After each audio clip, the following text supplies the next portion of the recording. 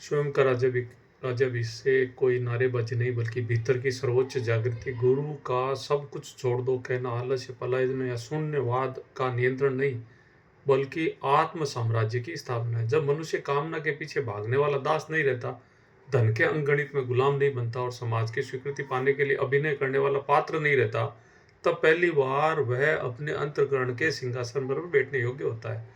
जीवन का सच्चा सौंदर्य इसी में है कि देह अपने प्रारब्ध के अनुसार कर्म करे, पर चेतना भीतर से उस प्यास से रिक्त रहे, हर उपलब्धि को अधूरा बना देती है। जीवन का सच्चा सौंदर्य इसी में है कि देह अपने प्रारब्ध के अनुसार कर्म करे, पर चेतना भीतर के उस प्यास से रिक्त रहे, उस हर उपलब्धि को अधूरा बना देती है। तुम काम करो पर फल की भूख से नहीं,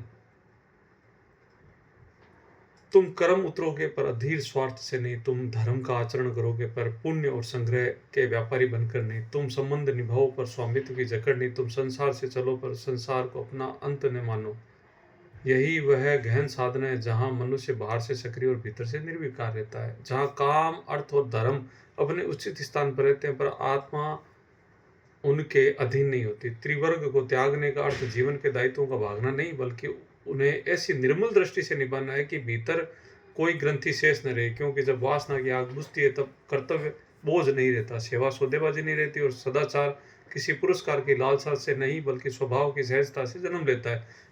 इसी क्षण व्यक्ति समझता है कि वह कभी केवल खोजने वाला नहीं था, वह तो सदा से ही उसी सत्य का रूप था जिसे वह बाहर खोज रहा है। जिस दिन मैं पाना चाहता हूँ का आग्रह गिरता है, उसी दिन मैं ही वह हूँ कि मौन घड़ी प्रकट होती है। जब आत्मा और अनंत के बीच की दीवार ढह जाती है तब जीवन में कुछ खोया हुआ नहीं लगता, क्योंकि जिसे तुम पाना चाहते हो, तुम दौड़ रहे हो, वह तुम्हारे भीतर की मौलिक उपस्थिति ही थी। यही वास्तविक मुक्ति है, न कि भारी परित्याग, न भावहीनता, बल्कि ऐसी स्वाधीनता जिसमें संसार रहता है पर तुम उसमें बंधे नहीं रहते। कर्म होते हैं पर कर्म का कर्तापन गल जाता है, समय बहता है, पर तुम उस भाव के साक्षी बने रहते हो।